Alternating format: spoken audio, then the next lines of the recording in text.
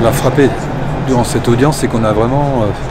c'est un procès État contre collectivité, État contre population, État contre patrimoine naturel, qui est la nappe phréatique. Moi, c'est ce qui ressort.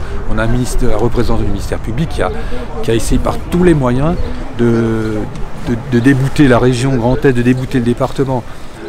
Limite, elle a accepté Alsace Nature parce qu'il fallait bien, mais ça, moi, je ne comprends pas. Et si l'État s'oppose vraiment au déstockage, c'est clair, l'État s'oppose au sauvetage de la nappe phréatique, ça, c'est que moi, je ne sais pas où est l'intérêt de l'État. En tout cas, il n'est pas du côté de l'intérêt des citoyens alsaciens, ça, c'est sûr.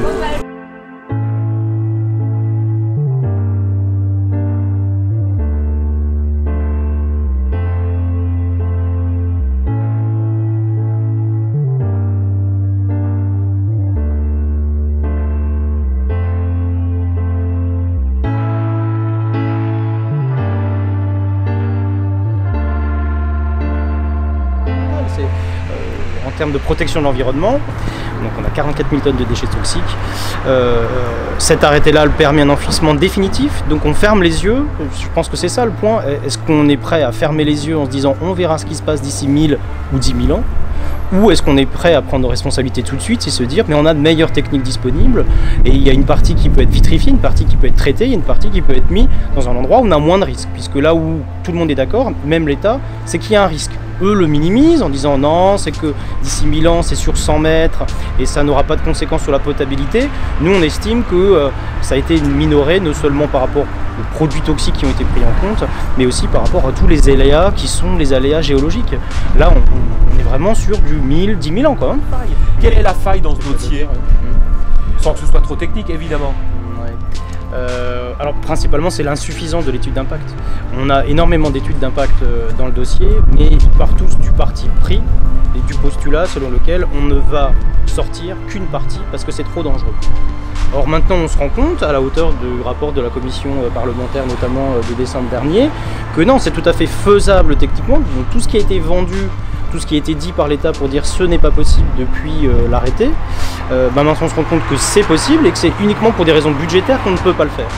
Donc là on n'est plus en termes de est-ce que je protège l'environnement ou pas, on est en termes uniquement budgétaires. Et donc aujourd'hui les arguments qu'on a développés, c'est de dire qu'on a suffisamment d'insuffisance et d'incertitude dans l'étude d'impact pour penser que le public n'a pas été correctement informé. Et d'ailleurs la preuve en est, si aujourd'hui vous êtes là, ou si le conseil régional, le conseil départemental, l'ensemble des collectivités, les associations sont contre le projet, c'est bien qu'on a un problème sur le danger et sur l'information de ce danger. S'ils avaient vraiment réussi à faire leur boulot, ça aurait été d'avoir des études tellement complètes et exemptes de critiques que du coup, bon bah voilà, on a compris, on a un danger qui est minime, c'est sécurisé. Mais aujourd'hui, on ne sait même pas quelle est la nature du béton qui va être coulé. On ne sait même pas si techniquement, ça n'a jamais été fait, donc on ne sait pas si techniquement ça va tenir le coup sur 1000 ans. On ne sait pas s'il y a une étanchéité avec, oui ou non avec les anciennes mines de potasse à côté, qui sont à côté, hein, parce que c'est vraiment, c'est juxtaposé. On sait qu'il y avait des épaisses fumées noires, je l'ai dit en audience, des épaisses fumées noires en 2002 lors de l'accident qui a mis fin au stockage. Donc on a tellement d'incertitudes, c'est ce que nous soulevons aujourd'hui, nous avons trop d'incertitudes, le public n'est pas assez informé et on n'a pas assez de garanties en termes de protection de l'environnement et donc l'arrêté doit être revu. Bon, là on est dans des échelles de temps, mais en même temps j'ai l'impression qu'on n'a pas de certitude par rapport à c'est bientôt le problème. Voilà, l'évolution de la situation, comment ça peut impacter notre environnement. La certitude c'est qu'il y a un risque. Oui. Donc alors on est dans une société risque zéro, c'est sûr, hein, c'est pas toujours facile à voir, mais là on a tout à fait la possibilité, on a des moyens à l'heure actuelle techniques suffisants pour pouvoir stocker en surface ou stocker dans un endroit où je sais qu'il n'y a pas de risque. En surface.